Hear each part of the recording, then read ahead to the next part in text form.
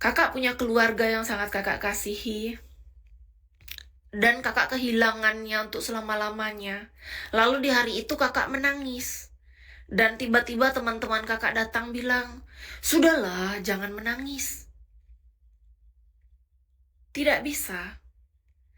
Kita tidak boleh untuk tiba-tiba mengkat seseorang ketika dia ingin mengeluarkan ekspresi dalam dirinya, melepaskan rasa yang ada dalam pikiran dan hatinya. Ada mungkin orang yang kehilangan orang tua, ayah ibu, kehilangan anaknya, kehilangan pacar untuk selamanya, ditinggal benar-benar pergi untuk selamanya. Ada yang nggak nangis, memang banyak. Tapi ada juga yang menangis. Nggak ada yang salah atau benar antara yang nangis ataupun enggak, menurut Kis. Tapi pastikan ketika kita adalah orang yang hadir di sana, kita tidak boleh memberi larangan untuk orang melakukan itu. Menurut Kis, berikanlah orang itu ruang. Ada orang yang butuh ruang untuk dia menangis dulu. Berikan dia ruang untuk berduka. Karena dia manusia. Manusia itu berhak untuk bersedih. Berhak untuk bahagia. Berhak menangis, berhak tertawa, berhak marah. Kita nggak harus selalu kuat.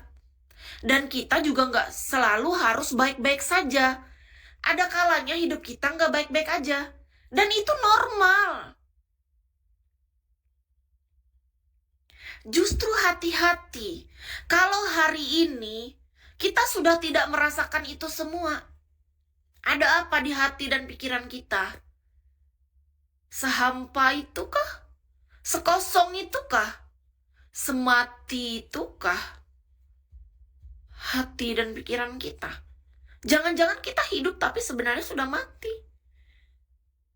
Untuk membuktikan kita masih hidup dan benar-benar sehat.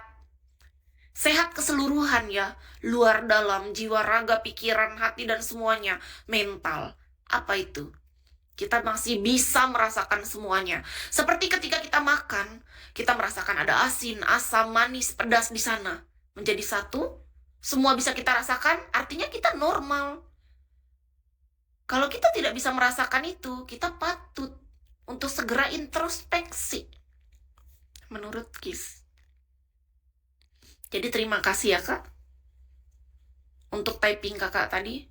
Tapi kita sama-sama belajar ya untuk lebih hati-hati mengatakan kata-kata jangan. Terima kasih loh. Kis terima kasih sama kakak.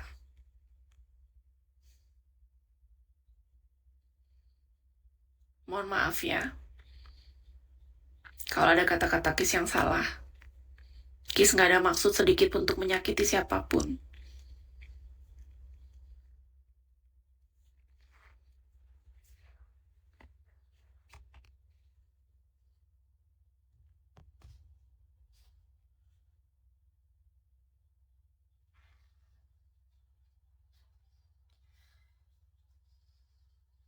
Terima kasih juga buat kakak semua. Kalau kakak semua menganggapnya ini sebuah motivasi ya terima kasih. Karena jujur aja, kalau dari sisi Kis nggak pernah ada niat untuk memberi motivasi. Kis hanya sedang, pertama Kis biasanya hanya menanggapi sesuatu apa yang ada di room. Serandom itu. Yang kedua, Kis hanya menyampaikan apa yang ada dalam pikiran dan hati Kis. Dan apa yang sudah Kis jalani dalam hidup sesuai dengan pengalaman hidup Kis. Gitu doang. Kalau dibilang motivasi kan seolah-olah mohon maaf nih Kak. Mohon maaf banget ya. Itu terlalu tinggi karena menurut Kis, seseorang yang layak disebut sebagai mohon maaf nih motivator itu adalah orang-orang yang dia memiliki sumber yang jelas. Menurut Kis. Contoh, Mario Teguh, Mary Riana, atau banyak lagi yang lainnya kan. Ini kan salah satu yang terkenal saja. Jadi maksud Kis, kita tuh belajar gitu loh. Untuk lebih pinter atau lebih hati-hati memilah kata. Bukan masalah apa, Kis bersyukur dan berterima kasih banget dari kata-kata kakak yang bilang terima kasih motivasinya, tapi mohon maaf dari sisi Kis tuh kayak kurang srek gitu rasa di sini di hati Kis. Karena apa? Udah berkali-kali ini, ratusan kali mungkin Kis sudah menyampaikan ini, tapi harus selalu diulang. Kayaknya mungkin karena kakak baru masuk dalam room ini ya, Kis belajar untuk bisa memahami kakak. Kakak belum ngerti gitu mungkin ya.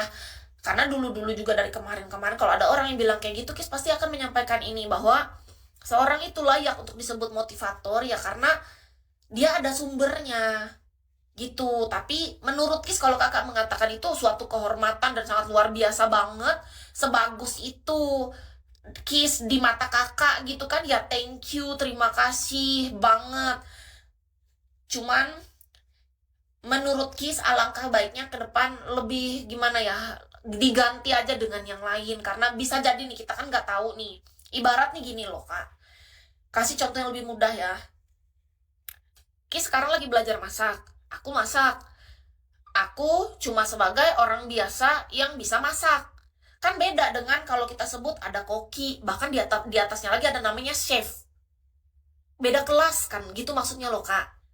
Nah, ketika Kis bicara, ya terima kasih atas motivasi dari kakak, justru semangat dari kakak untuk Kis, justru kakak bilang kayak gitu. Karena kalau orang, menurut Kis, aku sangat mengagumi Mario Teguh, mohon maaf ya, aku mengagumi juga Mary Riana, salah satunya orang yang menurut Kis itu motivator yang oke, menurut Kis ya.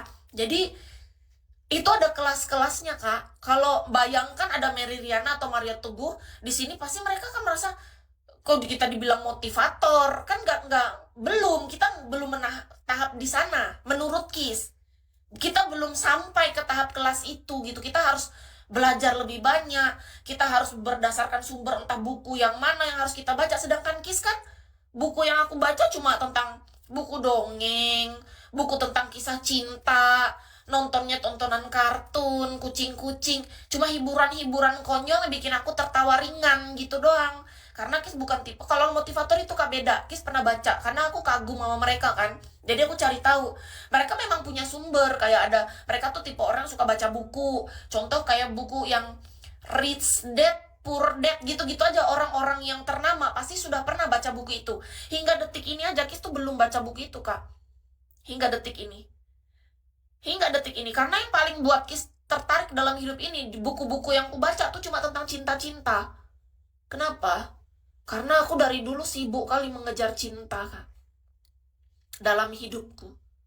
Dari aku kecil, aku selalu mempelajari itu tentang cinta. Karena itu yang paling rumit bagiku dalam hidup, kalau aku boleh jujur kak. Sangat complicated, sangat rumit untuk memahami kedalaman cinta itu. Karena apa? Kita mesti mendalami karakter seseorang, bukan hanya melihat bagian luar atau yang dia ucapkan saja.